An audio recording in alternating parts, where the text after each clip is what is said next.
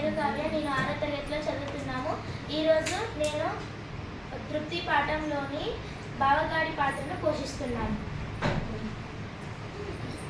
పూర్ణయ్యని అందరూ బావగాడు అని అంటారు. ఏ పెళ్లి కానీ పేరెంటం కానీ బావగాడు లేకుండా జరగదు. ఎందుకంటే బావగాడు ఉంటే సంతోషం సరదాగా ఉంటుంది. ఏ పెళ్లిలో అయినా పేరెంటంలో అయినా బావగాడికి వంటల పనిని అప్పచెప్తారు.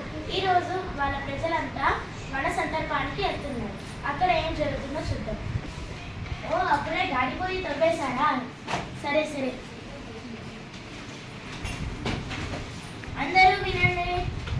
నేను ఏమేమి కూరలు చేపిస్తున్నానో, ఏమేమి వంటలు చేపిస్తున్నానో మీకు అందరికీ నేను లిస్ట్ చదివి చెప్తాను, వినండి. వంకాయ మెంతికారం పెట్టిన కూర, అరటికాయ నిమ్మకాయ పిండిన కూర, పెసరపప్పుతో చుక్క కూర, వంకాయ కొబ్బరి పచ్చడి, పొట్లకాయ పెరుగు పచ్చడి, అల్లం ధనియాల చారు, మసాలా పప్పు చారు, జీడిపప్పు పచ్చకర్పూరాలతో పాయసం, గుమ్మడి వడియాలు, ఊరమిరపకాయలు. అందరికీ సమ్మతమేనా? సమ్మతమేని.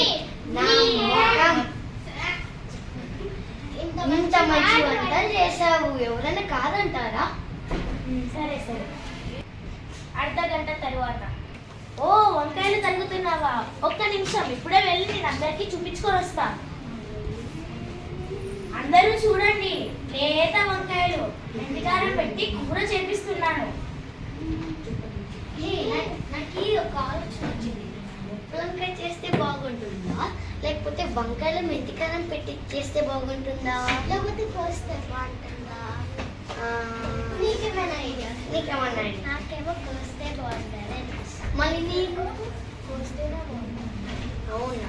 అయితే చూద్దాం. ఇది క్వశ్చన్ తెలుసా? వంకాయ వంకాయని అట్లాగే వంకాయ కూర ఎంత బాగుంటుంది కదా. అవును, మేము కూడా తిన్నాము, చాలా బాగుంటుంది. ఒక విషయం అర్థం కాదు, రుచి వంకాయలో ఉంటుందా లేకపోతే వంకాయ తొలిలో ఉంటుందా? తెలీదు. అవునా? సరే, మనం పూర్ణ ఎలా చేపిస్తాడో చూద్దాం తిన్నాక రుచి. అర్ధగంట తర్వాత. అరే, ఈ మిరపకాయలు బాగున్నాయి, నేను వెళ్ళి ప్రదర్శనకు తీసుకెళ్ళి వస్తా. అరే, ఈ మిరపకాయలు చూసారా ఎంత పచ్చగా ఉన్నాయో? గుంటూరు నుంచి తెప్పించాను. చాలా బాగున్నాయి పూర్ణయ్య, నోరు ఊరిపోతుంది. నేను వీటితో మిరపకాయలు చేపిస్తున్నాను. అవునా? తిన్నప్పుడు రుచి ఎలా ఉందో నాకు మాత్రం తప్పకుండా చెప్పాలా? సరే పూర్ణయ్య, తప్పకుండా.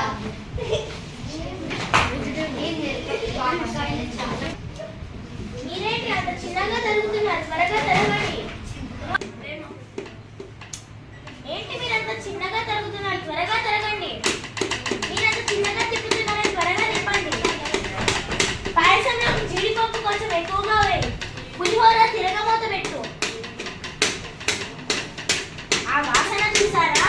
పులిహోర తిరగమూత. అవునా? అవును, చాలా మంచి వాసన వస్తుంది.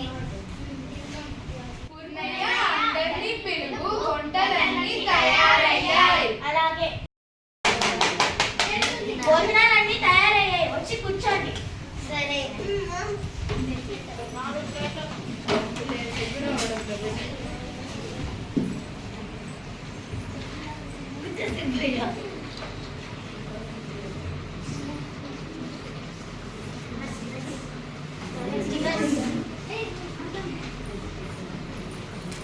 సుబ్బయ్యకు ఒకటే వేస్తామేం? రెండాకులు వేయి.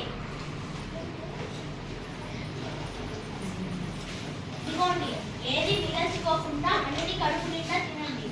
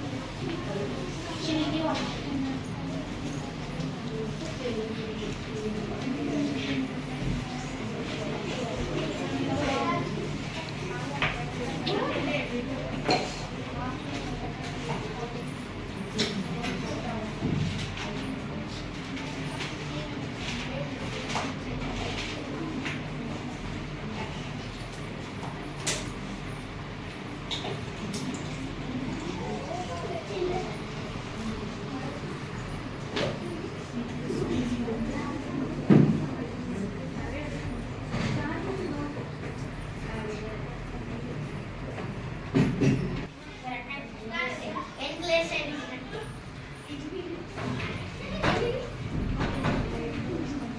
ఆహా, ఏమి ఇచ్చున్నాయో.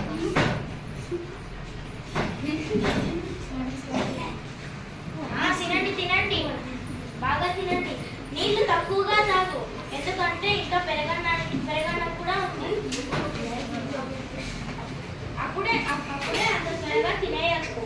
ఇంకా పాయసానికి కూడా ఒక్కొక్క చోటు ఉంచుకో.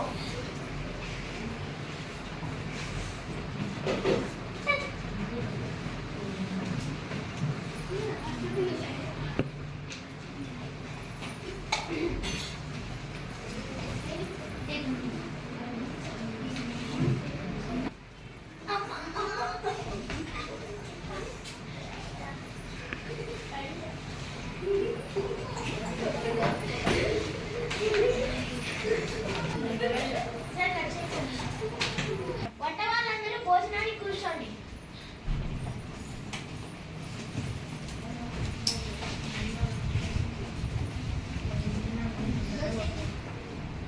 మీరంతా కష్టపడి వండారు కదా, మరి మీరు తినకపోతే ఎలా?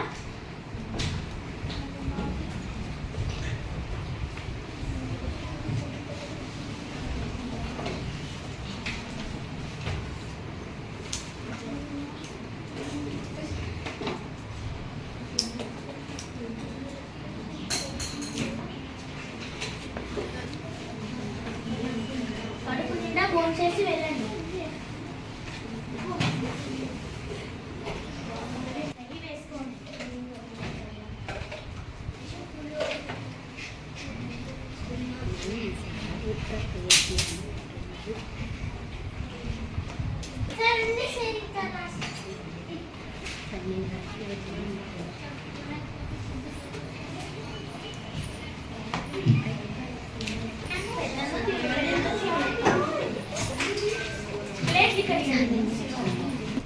బావగాడు అందరికి వడ్డిచ్చాడు కాబట్టి నేను బావగాడికి వడ్డిస్తా. పూర్ణయ్య నీకు వడ్డిస్తాను, రా కూర్చుందురా.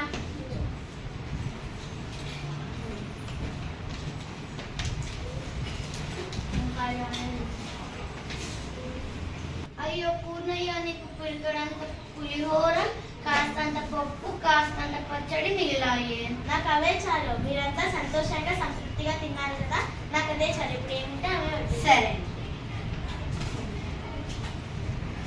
అయ్యో పూర్ణయ్యకి కొంతమే మిగిలింది, కానీ పూర్ణయ్య సంతోషంగా సంతృప్తిగా తిన్నాడు.